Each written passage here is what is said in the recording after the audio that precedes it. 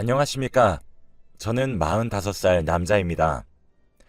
저는 정말 살면서 엄청난 후회를 했기 때문에 제 이야기를 들으시는 분들이 저와 같은 경우라면 빨리 뉘우치고 변하시길 바라는 마음에 이렇게 글을 적게 되었습니다. 저는 저보다 2살 어린 아내와 슬아의 딸과 아들을 하나씩 두고 있어요.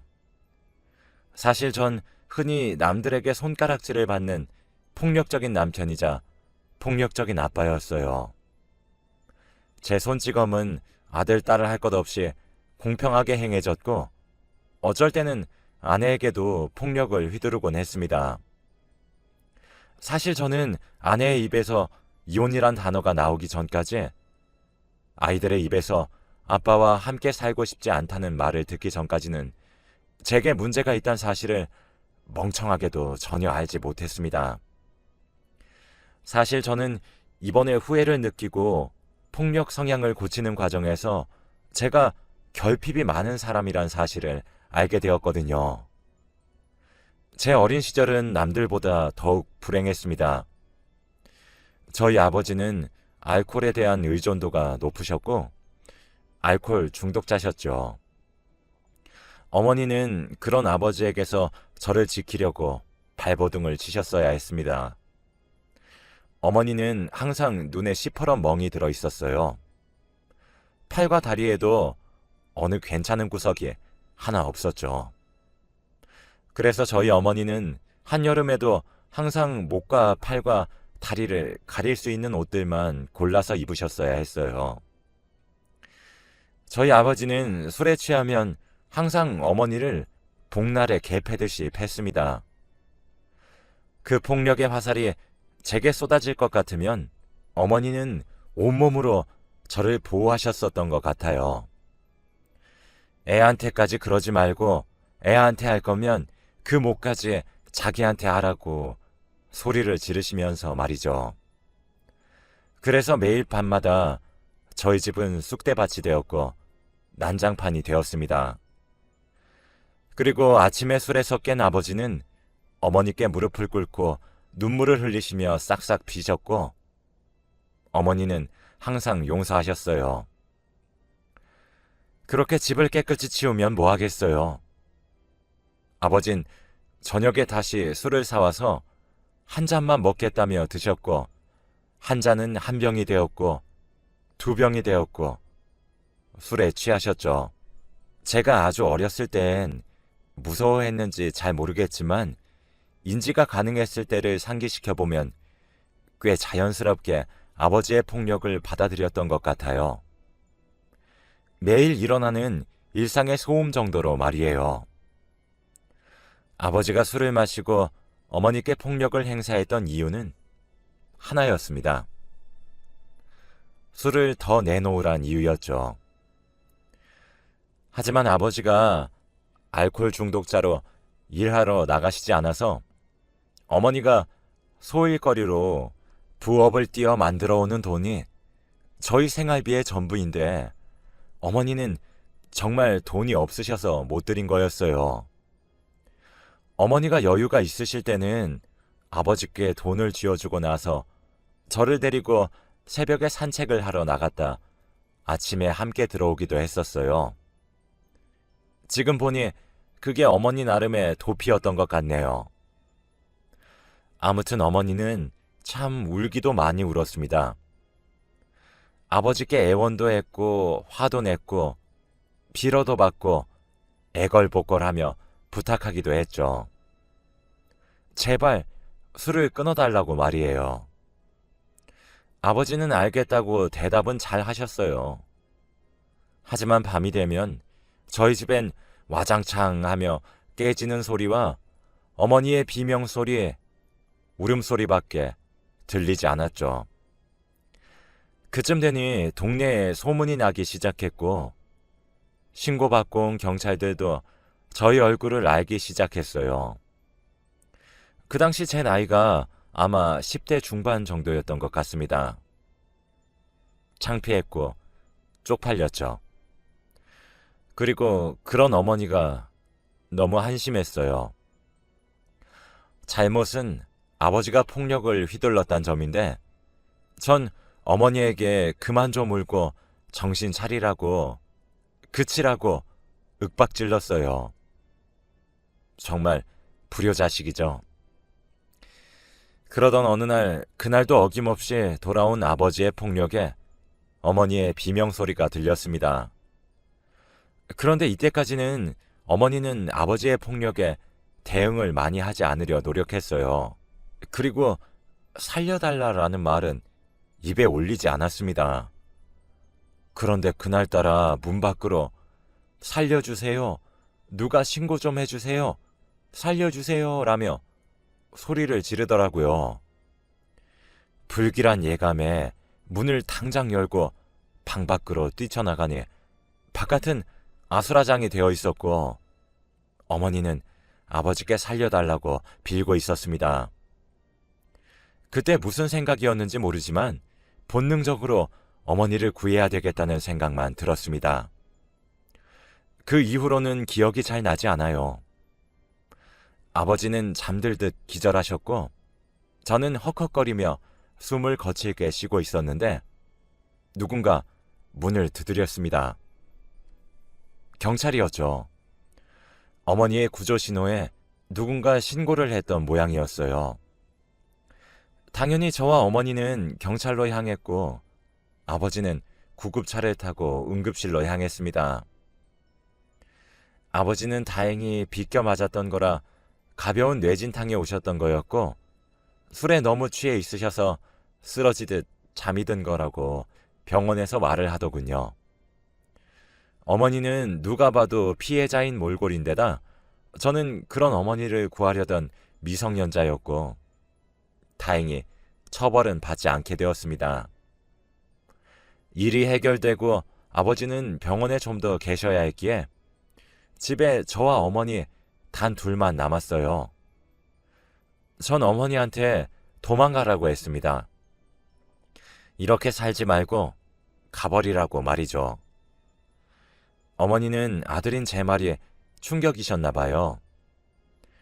그리고 이번에 일어난 아버지의 폭행도 충격이셨던 것 같습니다. 어머니는 며칠 동안 숨죽여서 우셨어요. 어머니는 항상 우실 때 숨죽이시며 우십니다. 왜냐하면 아버지가 소리를 내면 정말 미친 듯이 때렸거든요. 아버지가 집에 없는데도 숨죽이며 우는 어머니를 보니 가슴 한가운데가 꽉 막힌 것만 같았죠. 그때까지 어머니는 고민을 많이 하셨었던 것 같아요. 하루는 제 저녁을 차려주셨는데 저희 사는 형편에 맞지 않게 상다리가 부러지도록 맛있는 음식을 차려주셨고 고기까지 구워주시더라고요. 제게 웃으면서 아들, 맛있어? 라고 물으시면서요. 너무 맛있어 하며 전 음식에만 정신이 팔려 있었고 어머니는 한술도 뜨지 않았습니다. 어머니는 아들, 엄마가 정말 많이 미안해 하며 슬프게 웃으시며 제 뺨을 쓰다듬으셨죠. 그렇게 그날 새벽 어머니는 아버지가 태어나기 바로 전날 밤에 가벼운 옷까지만 챙긴 채 집을 나갔습니다. 어머니가 저를 버릴 줄도 몰랐고 심지어 그런 아버지와 저만 두고 도망갈 줄 몰랐어요. 그래서 정말 슬펐고 배신감에 치를 떨었지만 한편으론 이해가 되었고 그렇게 도망칠 수밖에 없었던 어머니가 앞으론 많이 웃고 행복하게 사시길 바랬죠. 제가 곁에서 지켜봐 왔으니 어머니의 삶이 얼마나 불행했는지 누구보다 잘 아니까요. 그러나 어머니가 집을 나가신 이후 제 삶은 더 지옥 같았습니다. 그럴 때마다 어머니가 얼마나 저를 지키기 위해 애쓰셨는지 느껴졌고 정말 보고 싶더라고요. 아버지는 퇴원 후 별 말 같지도 않은 핑계를 갖다 대며 절 미친 듯이 패기 시작했습니다. 이제 한여름에도 긴팔을 입어야 하는 사람은 어머니가 아닌 제가 되었어요. 하지만 그래도 전 아들이고 몇 년 정도 지나 아버지보다 키가 더 커지고 힘도 더 세졌습니다. 한 번은 아버지가 습관적으로 제 뺨을 내려치시려 했는데 그 손을 잡고 아버지를 그대로 밀치니 넘어지시더군요. 그 후로는 제게 손찌검을 하지 않으시기 시작했습니다. 참 이게 뭐라고 그동안 아버지를 무서워했나 싶더라고요. 그래도 미우나 고우나 제 아버지다 보니 취업을 해서 돈을 벌면서도 아버지와 함께 살았습니다. 저도 사회생활을 하며 친구란 것이 뭔지 알게 되었고 동료가 무엇인지 알게 되었죠. 그러면서 지금 아내를 만나게 되었습니다. 아내는 정말 어머니처럼 수수한 사람이었어요. 꽃으로 따지면 들판에 피어있는 들꽃 같은 사람이었습니다. 제게 많은 사랑을 주었던 사람이었고 심지어 제가 처음 만난 여자가 아내였어요. 우리는 자연스럽게 사랑에 빠졌고 결혼까지 해서 아이까지 낳았죠. 그때부터 시작되었습니다. 제 폭력이요. 사실 저는 그런 아버지의 밑에서 자라서 폭력이 얼마나 나쁜 건지 잘 알고 있었습니다. 그래서 저는 아버지를 보면서 항상 다짐했어요. 아, 나는 저렇게 되지 말아야지. 나는 절대 저런 남편과 아빠가 되지 말아야겠다. 이런 다짐들을요. 그래서 저는 술을 입에도 대지 않는 사람입니다. 그런데 아이를 낳아 기르면서 아내와 점점 부딪히게 되었습니다. 서로 원하는 방식들도 달랐는데 아내에게 산후 우울증도 함께 왔었거든요.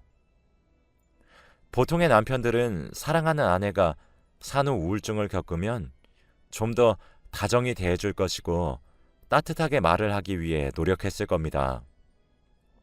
하지만 전 그러지 못했어요. 연년생으로 아이를 낳고 산후 우울증을 겪는 아내를 이해하지 못했거든요.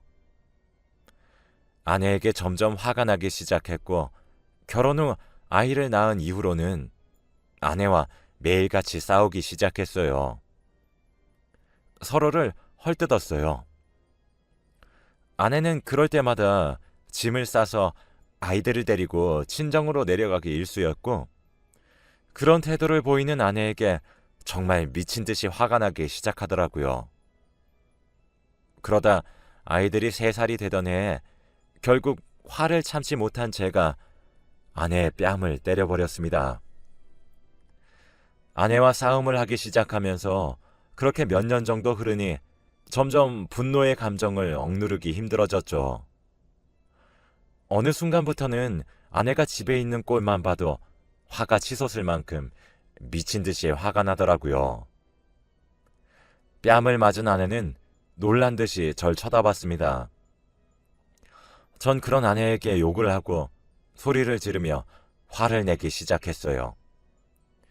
그런데 그렇게 했음에도 불구하고 제 화가 도무지 풀리지 않더라고요. 스위치가 고장나서 꺼지지 않는 로봇처럼 말이에요. 아내는 계속되는 제 폭언에 눈물을 흘리며 자신이 잘못했으니 제발 그만하라 애원했죠. 저는 그 말이 나오기 전까지 계속 화를 냈고요.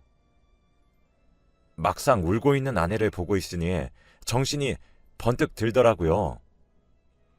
아이들도 큰 소리에 놀라 울면서 제 엄마를 찾고 있었습니다.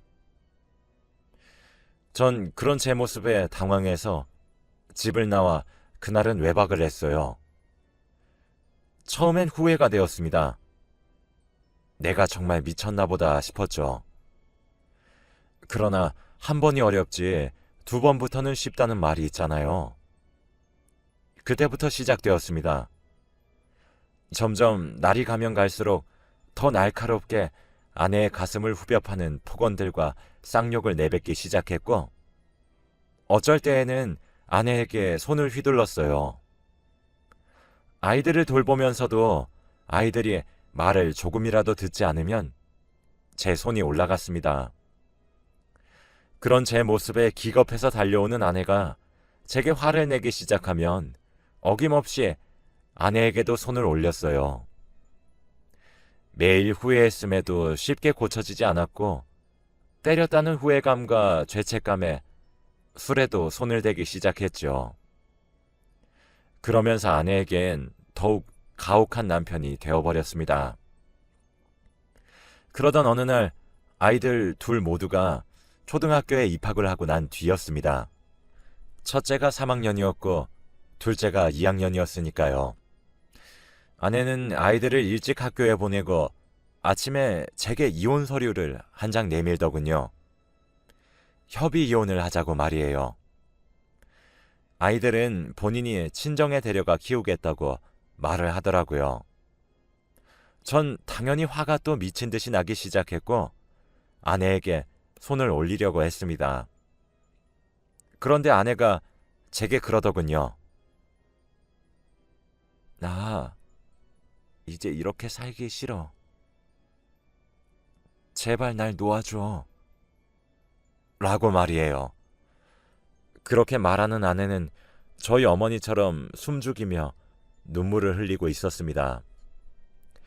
움찔하고만 제가 아내를 쳐다보았어요. 순간 아내의 얼굴에 저희 어머니의 얼굴이 스쳐 지나가더군요. 아내는 그 옛날 저희 어머니처럼 한여름에도 소매가 긴 옷과 긴 바지를 입고 있었습니다. 저희 집 식탁 근처에는 전신 거울이 하나 있어요. 주방과 현관이 가까워서 제가 밥을 먹고 출근하기 전 항상 거울로 옷매무새를 체크하는 버릇이 있거든요. 저희는 주방 식탁에 앉아 얘기를 하고 있었는데 문득 고개를 돌려보니 거울에 비친 제 모습이 옛날 어머니를 때리고 사셨던 저희 아버지의 모습과 다를 바가 없더라고요. 웃음이 많았던 아내는 어느새 웃음을 잃어버리고 옛날 저희 어머니와 같은 모습을 하고 있었습니다. 그때 제가 느꼈던 감정은 슬픔과 분노 따위의 것이 아니었어요. 허망하고 허탈했으며 자괴감이 느껴졌습니다. 그제서야 눈 위에 씌어있던 무언가가 벗겨지는 듯한 느낌이 들더군요. 답답해서 메고 있던 넥타이를 풀기 위해 손을 움직였는데 그 작은 움직임에 아내의 몸이 굳고 움찔거렸습니다. 그때 느꼈던 감정은 표현이 안 돼요.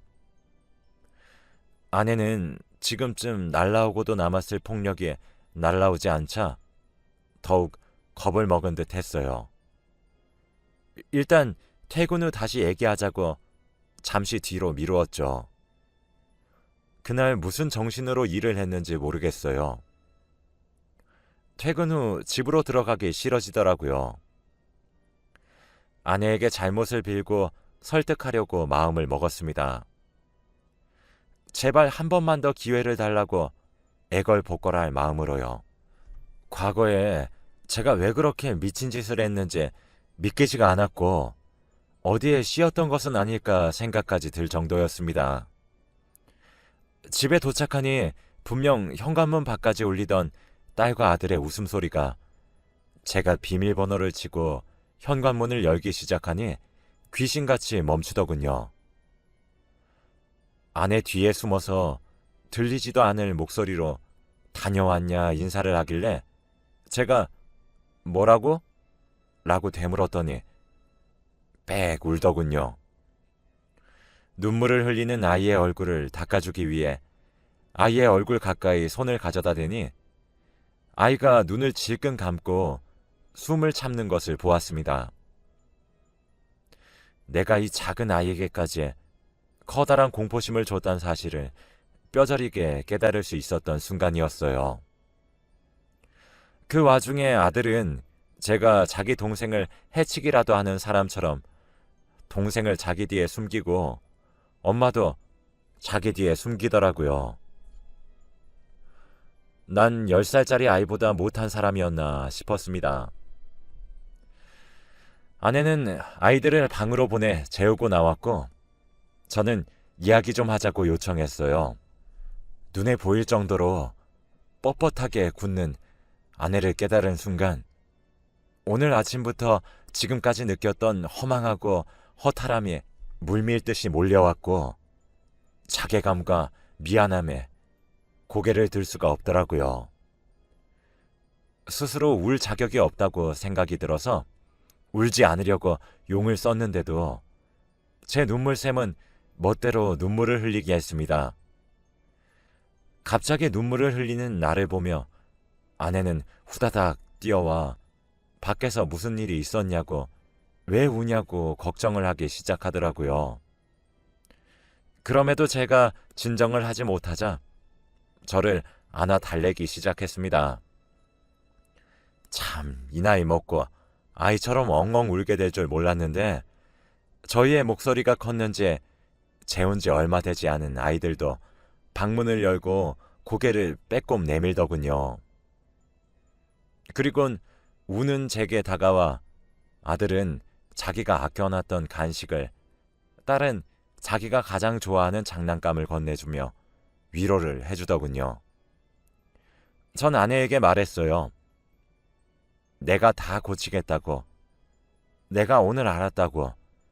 그동안 내가 무슨 미친 짓을 했는지 오늘 깨달았는데 한 번만 더 기회를 주면 안 되겠냐고. 고칠 수 있다고. 마지막이라고 생각하고 한 번만 더 기회를 달라고 빌었습니다. 가족을 잃는다는 생각을 하니 미칠 것만 같더라고요. 저는 부부 상담도 같이 받으러 가자고, 내가 더 노력하겠다고, 근데 방법을 모르겠다고 아이처럼 엉엉 울고 있으니 딸도 울고 아들도 울고 아내도 울었습니다. 오밤중에 내 가족이서 엉엉 울었네요. 아이들은 울다 지쳐 잠들었고 아내는 그런 아이들을 물끄러미 바라보다 말하더군요. 마지막으로 믿어볼게. 라고요. 그게 작년에 있었던 일입니다. 그 후 저와 아내는 부부 상담센터를 찾았어요. 저는 심리 상담까지 병행했습니다. 상담하시는 선생님들이 말씀하시길 전 결핍이 많은 사람이라고 하더라고요. 부모의 사랑이 어긋났기에 제가 그걸 보고 배웠다고 말씀하셨죠. 심지어 제가 만난 첫 여자가 아내였기에 결핍이 많은 저는 계속 불안에 시달렸던 것이었고 그 불안과 스트레스를 부적절한 방법으로 표출한 것 같다고 하더군요. 그리고 아내의 행동을 통제하려고 하는 성향이 조금 있다고 하셨습니다. 이런 부분은 환경적 요인을 무시할 수 없는데 제가 잘못되었다는 사실을 지금 인지하고 직시하려고 노력하기 때문에 고칠 수 있다고 응원하시면서요. 아내는 제 어린 시절 이야기를 전혀 알지 못하고 있어서 깜짝 놀란 것 같았죠.